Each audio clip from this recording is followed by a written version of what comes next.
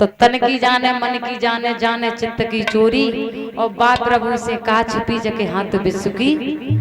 भगवान कन्हैया तुरंत समझ गए ये चाल अश्वत्थामा की है, और कहा कि द्रौपदी चिंता मत करो, 5 मिनट ठहरो। अर्जुन को साथ लिया, भागते हुए रथ पर सवार हुए और रथ के पीछे अश्वत्थामा को बांध के और द्रौपदी के कदमों में डाल दिया। जो तुम चाहोगी वही होगा।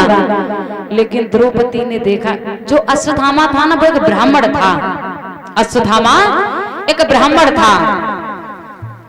उन्होंने देखा कि ये तो बहुत परेशान है, कितना रो रहा है, और वो अपनी माँ का इकलौता पुत्र था। द्रौपदी ने अपने तुरंत विचार, अगर नारी हो तो द्रौपदी जैसी, अपने विचारों को तुरंत चेंज किया और कहा कि अगर हम अश्वत्थामा को मरवा दें तो मेरे 5 पुत्रों में से एक भी बेटा लौट करके नहीं आएगा, तो क्यों हम इसे मरवाएं। अगर मेरा एक भी लौट के आ जाए तो इसे मरवाना ठीक है। ये भी अपने माँ का इकलौता पुत्र है, और जब मुझे इतना कष्ट है तो ये एक बेटा है, इसकी माँ को कितना कष्ट होगा। मुझे ब्रह्म हत्या लगेगी, जब ये मरेगा तो मुझे ब्रह्म हत्या लगेगी। ऐसा सोच कर और द्रौपदी ने मना कर दिया, कहा कि इसे छोड़ दो। भीमसेन कहने लगे छोड़ दे, अरे इसने मेरे 5 भतीजों को मारा है तो हम इसे छोड़ कैसे दें।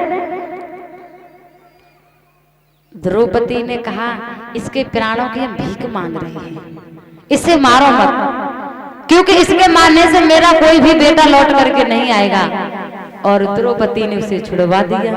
जब द्रौपदी ने छुड़वा दिया तो अश्वत्थामा चल दिया, मगर भीमसेन ने पकड़ लिया और कहा भाभी तुम्हें नहीं मालूम है, बाबा तुलसीदास लिख करके रख गए हैं, बोले कि अगर कोई दंड करता है तो उसे जरूर मिलना चाहिए अगर किसी ने, और फिर इसने तो महापाप किया है, 5 बेटों को मारा है। तो बोले कि तुलसीदास लिख करके रख गए हैं, नीति धर्म जो चले न कोई,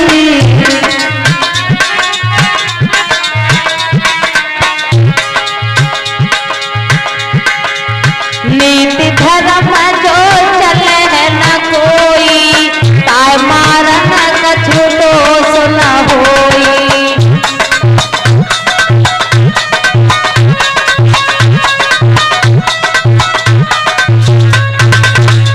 जो नियम संयम पर नहीं चलेगा उसे बाबा तुलसीदास ने लिखा है कि मारने में कोई दोष नहीं है, और तुम मत मारो, तुम दूर हट जाओ।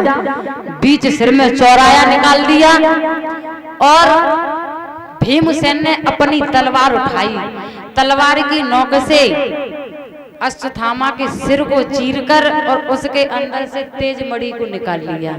अब अश्वत्थामा तेजहीन बलहीन बुद्धिहीन हो गया, उसके अंदर कोई तेज बल बुद्धि न रही, पागल बिल्कुल हो गया। और कहा अब चले जाओ, चला गया। मगर उसके दिल में जो आग लगी हुई थी, कहने लगा इन्होंने मेरी बेइज्जती की है और देखो मेरी ये क्या दशा बनाई है, इसका मैं बदला तो लूंगा। इनके घर में कोई वंश चलाने वाला नहीं है। जो अभिमन्यु मारे गए थे उनकी पत्नी उत्तरा देवी गर्भवती थी, जिसके उदर में परीक्षित लाल पल रहे थे। केवल वही एक गर्भ था जो पैदा होने के बाद वंश चलाएगा, वरना कोई नहीं था उनके परिवार में, पांडवों में। तो सोचा जब ये चल जाएगा, ये मर जाएगा, फिर तो कोई वंश चलाएगा नहीं, पांडवा तो मर ही जाएंगे। और दूर जाकर के उसने अग्नि बाण छोड़ा। जब अग्नि बाण छोड़ा तो उत्तरा देवी चीखने लगी और भगवान कन्हैया के पास भागी। उनसे वो मामा कहती थी, क्यों? क्योंकि कुंती को बुआ माना था और द्रौपदी को बहन माना था कन्हैया ने, और द्रौपदी को वो पुत्र वधू थी, तो वो उनसे मामा कहती थी द्रौपदी। और कहा कि हे भगवान दीन दयाल सुनो दासी पर आज दया कीजिए, तो मेरा जीवन ले लीजिए पर मेरा गर्भ बचा लीजिए, मेरे किसी भी तरह से गर्भ को बचा लीजिए।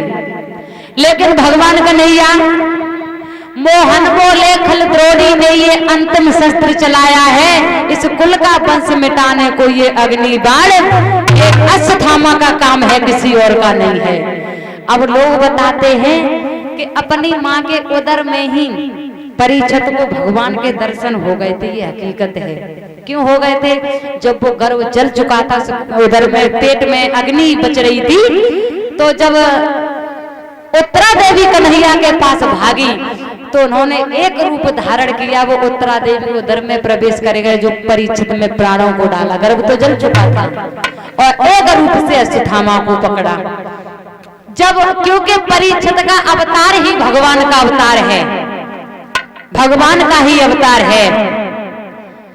जो उत्तरा देवी का गर्भ जैसा था, जब वो सही हुआ और धीरे धीरे समय बीता, तो ये ध्यान रखना कि भक्त पे जब कोई गलती होती है ना, तो भगवान बहुत समझदार हैं, वो अपने भक्त को हमेशा माफ करते हैं, कभी मारते नहीं हैं। मारेंगे तभी जब उसका उद्धार होगा। अश्वत्थामा को मारा नहीं था भगवान, केवल एक दंड दिया था, धारण त्याग दिया था। क्योंकि जब स्कूल में बच्चा कोई गलती करता है ना, तो उसे पहले समझाने के लिए उदाहरण दिया जाता है कि ये किसी भी तरह से समझ जाए।